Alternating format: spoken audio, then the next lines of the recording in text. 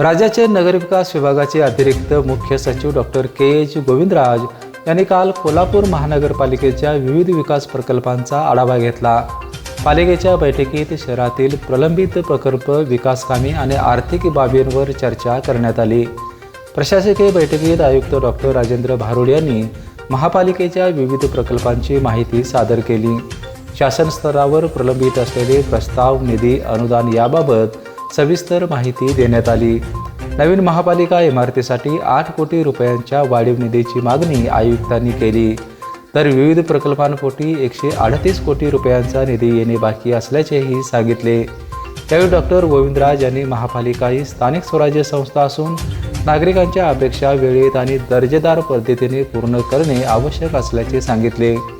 प्रशासकीय बैठकीनंतर डॉक्टर गोविंदराज यांनी छत्रपती शाहू समाधीस्थळ, सरस्वती टॉकीज परिसरातील वाहनतळ तसेच केशवराव भोसले नाट्यगृहाच्या सुरू असलेल्या कामांची प्रत्यक्ष पाहणी केली।